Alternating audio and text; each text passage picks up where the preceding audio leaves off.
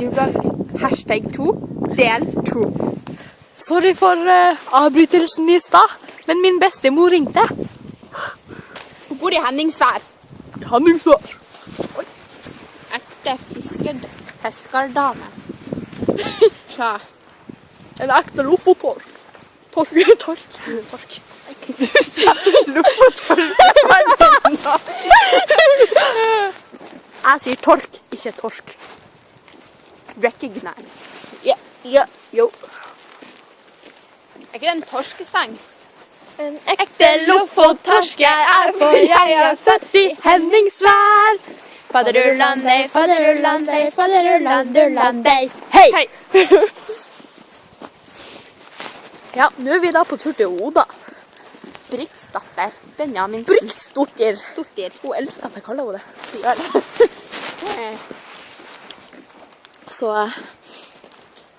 egentlig så har vi det ganske bra. Se, Vi har så fint vær her i Lofoten. her skal vi gå hele veien. Ja. Det er veldig godt når det blir motvind. Det er ekstra utfordring, og det gjør det bare så mye spennende. We accept the challenge. Det er litt artig å komme inn i bilder sånn her. Ja. Når man skal ta fine bilder, så kommer jeg bare ta et fint bilde. Jeg tror du skal gjøre det. Ja. Det var et jævlig fint bilde, altså. Blås. Det blæs. Det blæser. Det blæs ut av tjokan. Tenk de det blæser i blæst. Åh.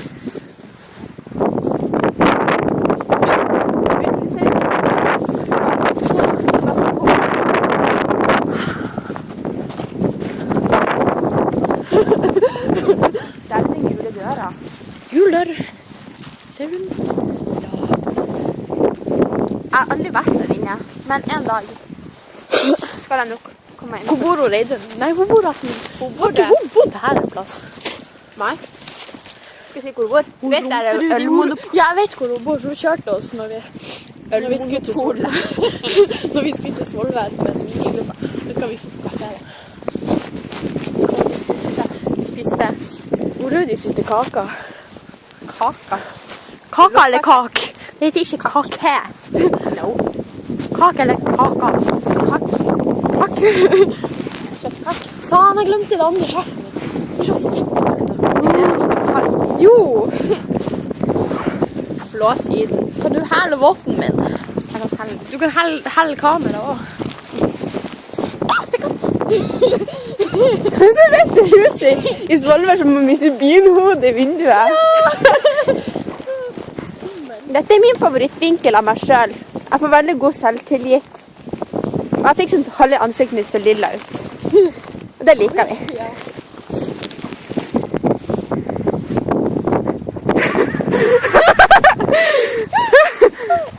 Nå er vi kommet langt på vei. Rimelig.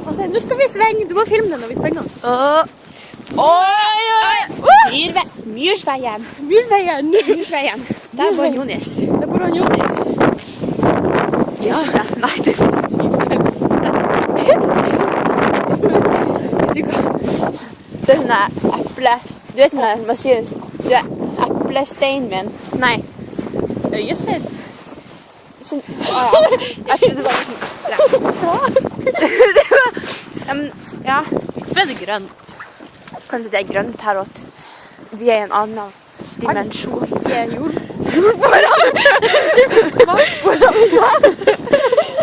Vi er jordbord. Hva er det for?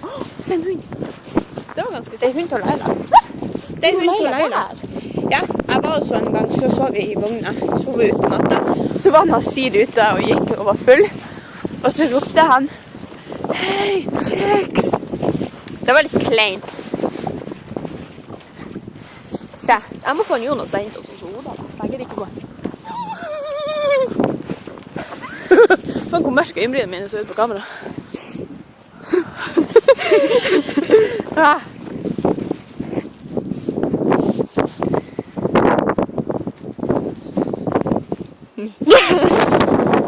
Jeg fryser på hetta. Da får jeg ikke så fin effekt. Hold denne skålen.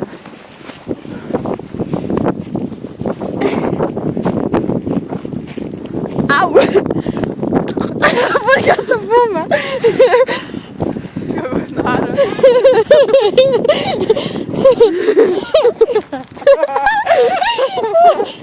Nå kommer det noen forbi. Oi. Det er precis der når jeg er ute og jobber. Det er jo kaffe. Det er litt is.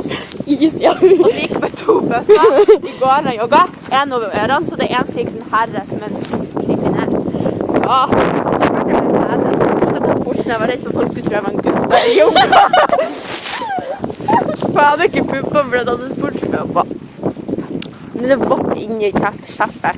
Men det liker jeg. Gi meg pengene dine. Helvete hvor det blås. For vi er øyværinger. Det er min klappelyd.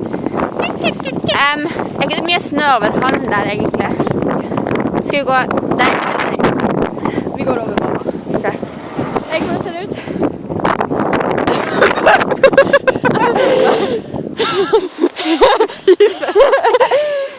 Har du?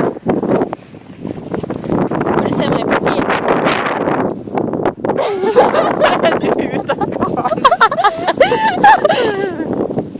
Her var jo bare til sandbøtte. Jeg kan ikke ha hatt det på meg. Det skal jeg ikke gjøre. Det ser ikke bra ut uansett.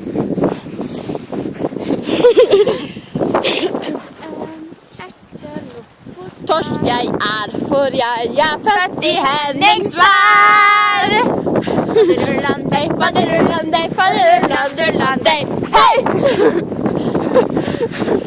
Jeg kan.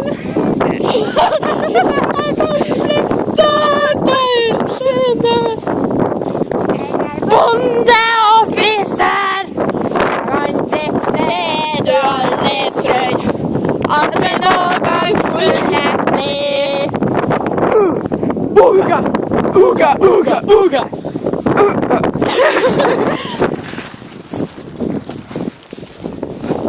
Her er vi filbilder faktisk. Det er derfor de har det. Derfor.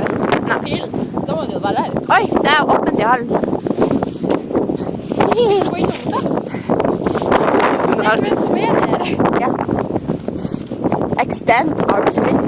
Åh, det er så kilt. Kilt i kult. Kilt og lagt på. Er ikke det fredag? Nei, det er fredag. Det er lørdag. Hola.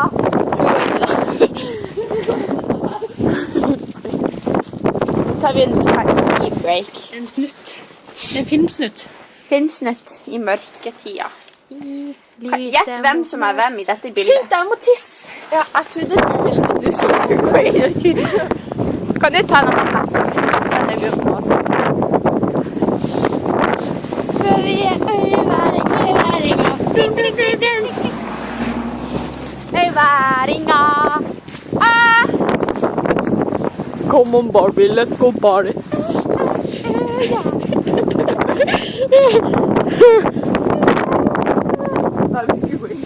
Ja, vi må gå og se. Det er åpent. Nei, æsj.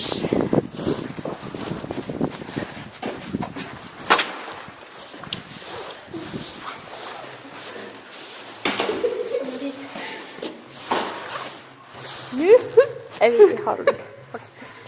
Sånn er den saken. Ok. Nå går vi.